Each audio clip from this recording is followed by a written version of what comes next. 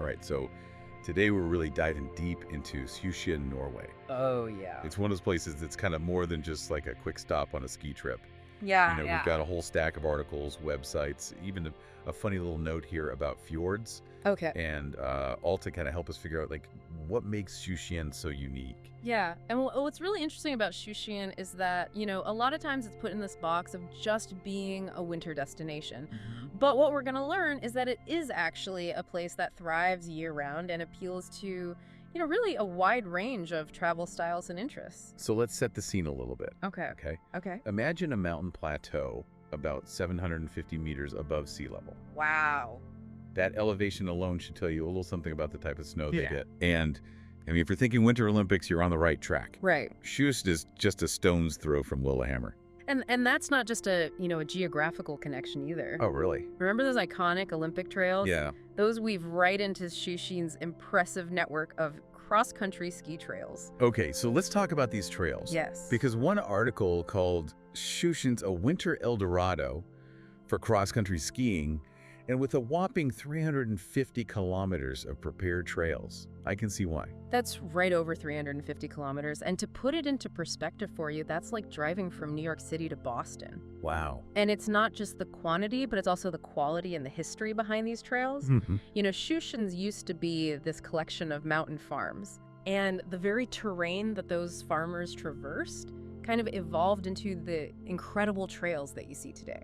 So you're saying every glide along those trails is like a journey through time? Yeah, I love that. that's right. But I'm also really curious about these trails weaving into this Olympic network. Like, what's the story there? Yeah, so during the 94 Winter Olympics in Lillehammer, Okay. Sjusjøen actually played a really crucial role in the games because they hosted several events there. Wow. So not only can you ski on these historic trails, but you can actually ski on the sections that were used by Olympians. Wow. That's incredible. Talk about an adrenaline rush, right? All right. Yeah. It's not every day you get to ski in the footsteps of Olympians. Exactly. But let's not get too carried away with winter just yet. Okay. One of our sources kind of hinted that Sjusjøen isn't just a one-season wonder. Partly summer brings a whole other dimension to this mountain paradise. Absolutely. And there's actually been, I think, a very conscious effort to really develop activities that cater to the shoulder seasons as well. Wow.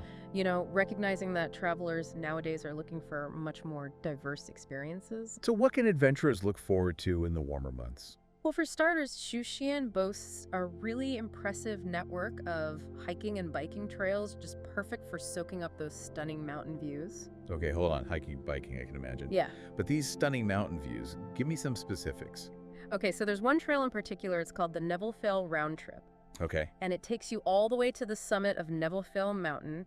And from there, you get these just panoramic views of the surrounding peaks and valleys. And even glimpses of the Rondane National Park in the distance. No way. Yeah, it's a challenging hike. Okay. But it's so rewarding because it really showcases just the raw beauty of that region. Wow, the Nevillefell round trip.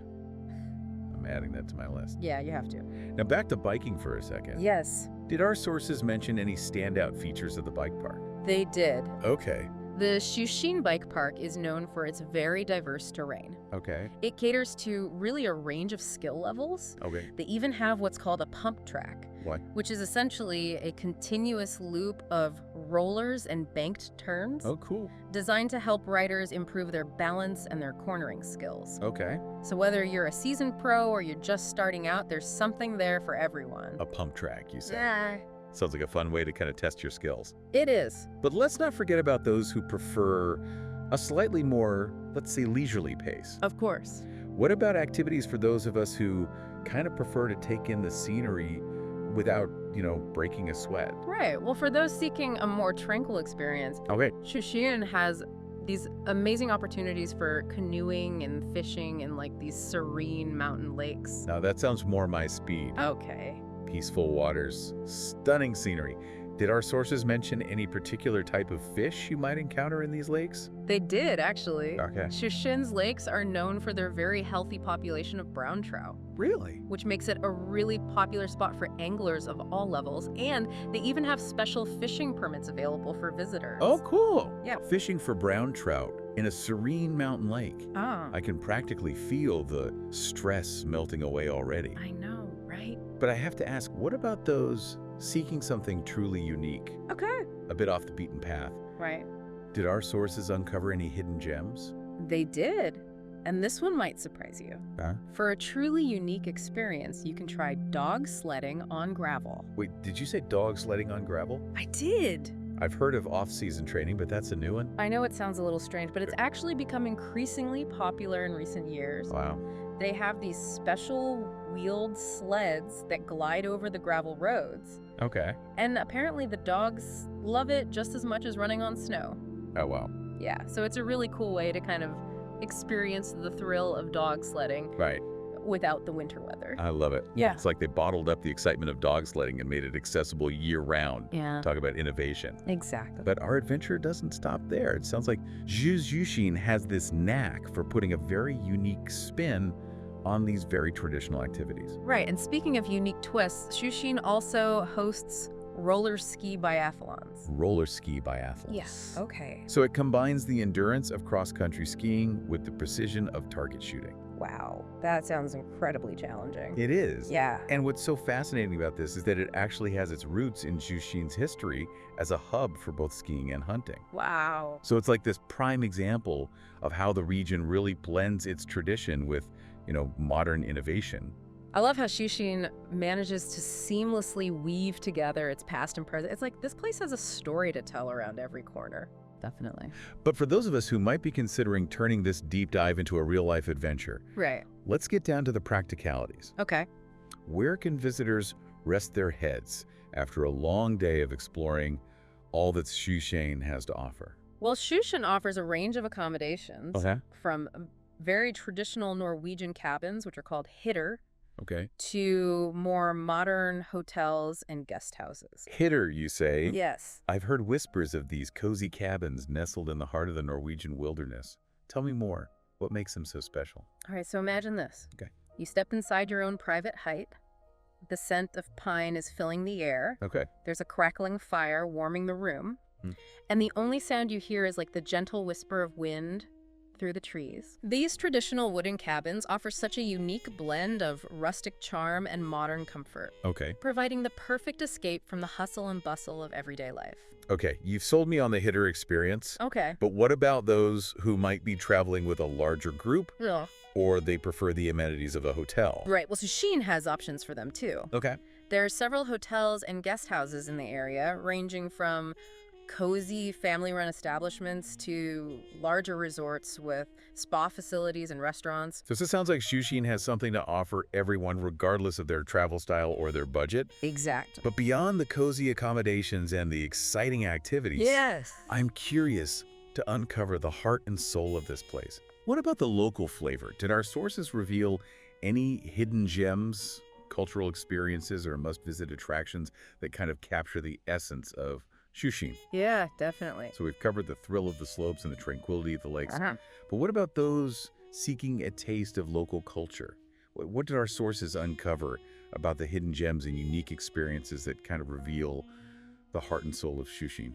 Well, one gem that really stood out to me was the Sjusjøen Church. Oh. It's this very charming wooden structure that dates back to the early 20th century. Wow. And it's not just a place of worship, it's really a symbol of the community's resilience and spirit. Mhm. Imagine just stepping inside and kind of feeling the weight of history. Yeah. The echoes of, generations past who sought solace and inspiration within its walls. There's something so evocative about a historic church, isn't there? Right. Like a sense of continuity, this connection to the past. Mm-hmm.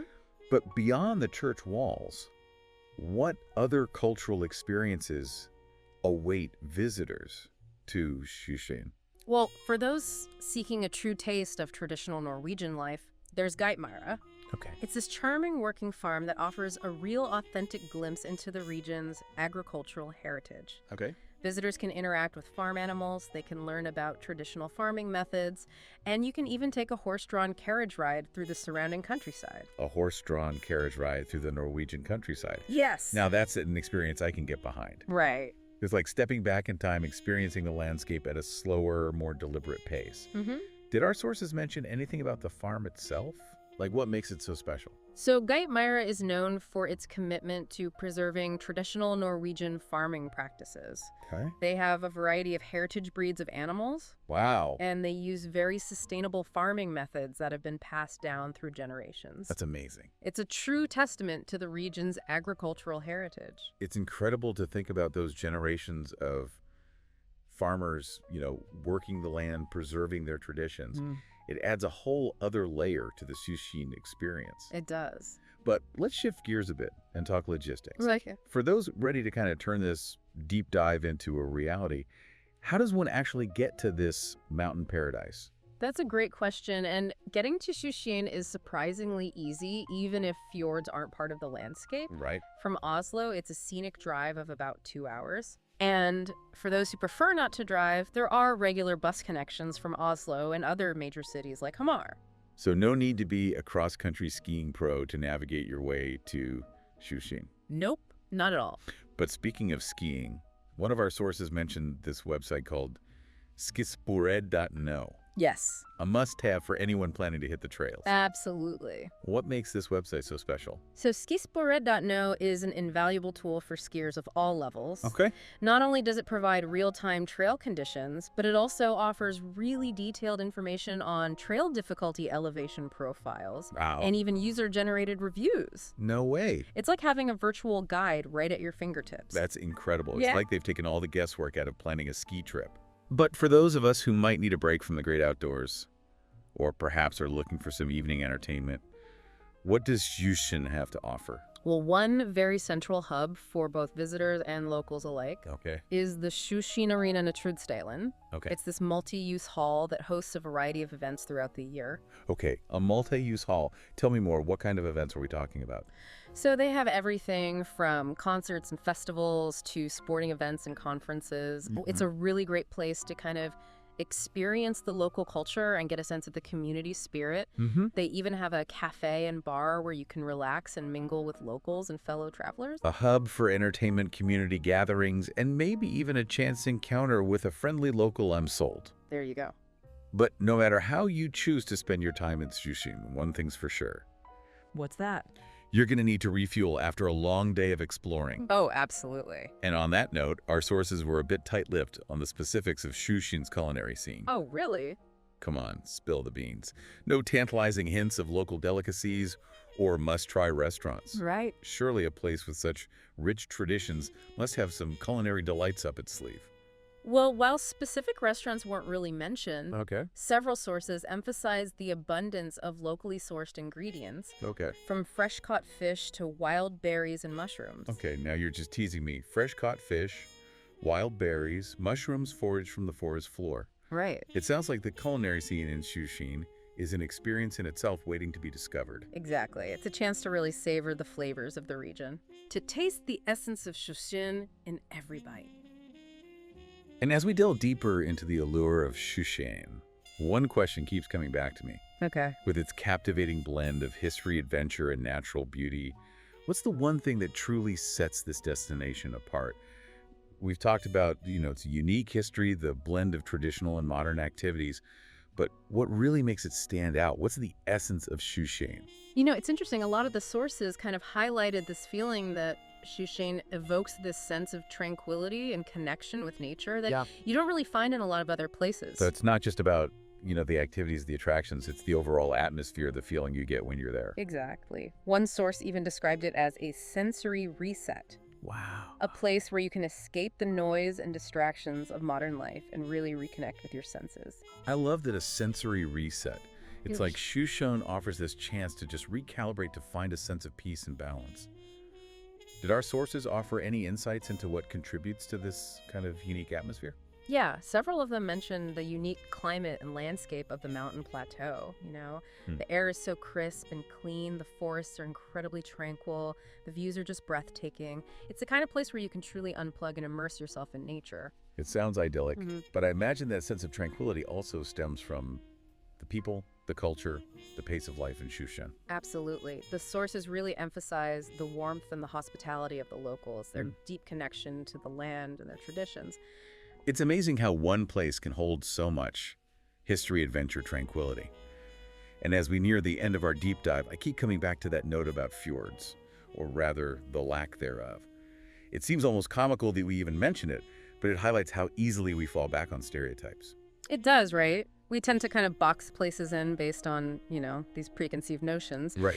But what we've learned about Sjusjøen is that its beauty lies in defying expectations. It's a place that reveals its treasures to those who are willing to look beyond the surface. So as our listeners prepare to write their own Sjusjøen stories, what's the one piece of advice, the one nugget of wisdom that we can leave them with? Go with an open mind and an open heart. Embrace the unexpected. Let Sjusjøen guide you, surprise you, and ultimately help you discover something new within yourself. Beautifully said. Because sometimes the most rewarding journeys are the ones that take us off the beaten path.